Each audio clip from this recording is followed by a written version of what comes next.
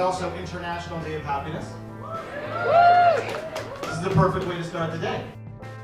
Hi, I'm Sierra DiBiase. I'm a student here at Seneca in the Public Relations Corporate Communications program. So my name's Mark Nardi. Hi, my name is Brian Phillips. Hi, I'm Tanisha Smith. Judges will be assessing delivery, timing, engagement, flow, and organization. Our first speaker, Mark Nardi. I'm really excited because this is, public speaking is something I feel very passionately about. It's, for me, been an uphill battle trying to get comfortable with public speaking, and now that I've gotten close to where I want to be, it's really always good to have a good chance to try and apply it in new scenarios in front of new crowds. It's kind of exposure therapy. It's a good chance to just get better by practice in different environments doing different things. Good morning, ladies and gentlemen. My name is Mark, and I can predict the future. It's true. My idea with my speech is that it is very much relevant and that Toronto's future leaders should really get comfortable using history and historical tools to influence future decisions, to kind of check against what happened and what's going to happen and kind of, predict the future in a sense using historical tools, which have hitherto been kind of irrelevant. Thanks, Mark. Round of applause again for Mark.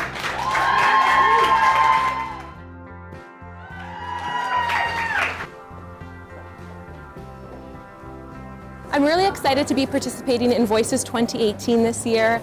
I'm really excited to represent Seneca as a college. I've learned a lot about public speaking in David Turnbull's public speaking course, and I'm really looking forward to honing skills. I'm 24 years old.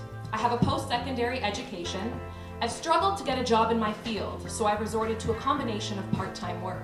So my topic for the Voices 2018 event is going to be on millennials, and that being said, we are the future of Toronto, so it would be really great to help our civic leaders understand where our needs are, particularly in finding full-time, permanent and stable employment, because we are going to be filling those positions as we move forward in the next couple years. I'm a millennial, a lifetime member of Generation Screwed. Can you relate to me? Many of us share the same situation because it's representative of an entire generation of young people. Have to throw away our dreams and settle for life setbacks, underemployment. We're ready to start a conversation. The real question is whether our civic leaders are ready to listen. Thank you.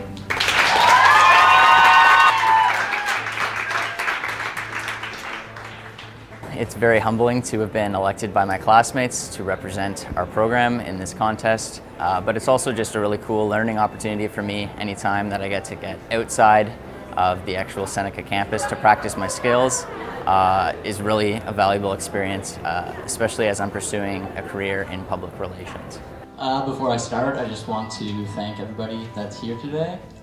It's a really cool experience. The topic I'm speaking on is infrastructure, so with the theme of the contest being Your City, Your Way, I wanted to look at something like infrastructure. Be honest, I barely got the word out of my mouth and you're slouching in your chair. You're looking at your neighbor asking, can I sleep for a minute while this guy talks about the most boring topic there is?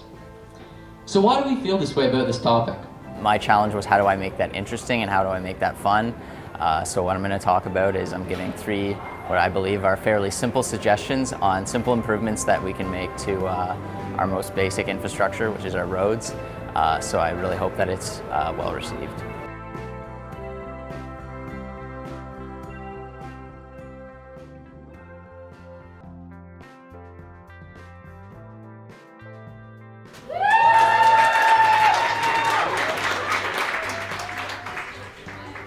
It's good to be last. Last but not least, I hope. Who gave this girl a microphone? So I'm really grateful for this opportunity. I think that public speaking is something that is really important in the industry we're in. And it's a really huge compliment from my class to be nominated for this. It was such a pleasure. I'm so excited to be able to represent Seneca, represent my class, and be able to have my voice heard in a larger scale. So my name is Tanisha Smith, and my parents have always thought I was genius. In their eyes, I was good at everything I tried my hand at. And I am so lucky to have parents that supported me and told me I could do anything.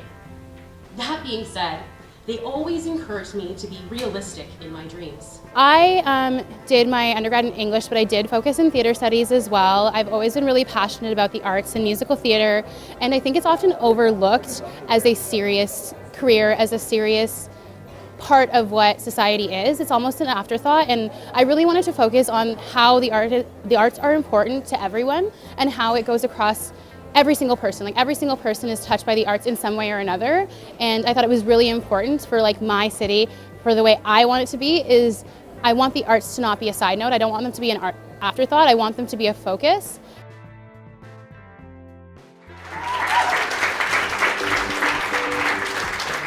The judges take 30 minutes to assess and determine first, second, and third place.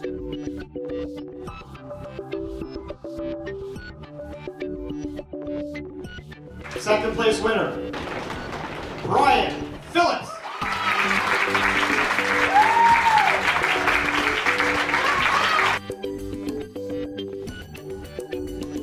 And the winner of Voices 2018 is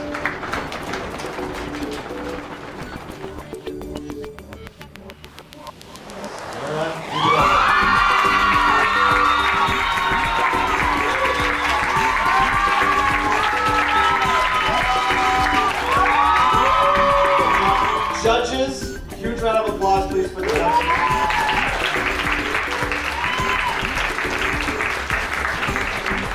And do great things. Don't forget to be awesome. Thanks again.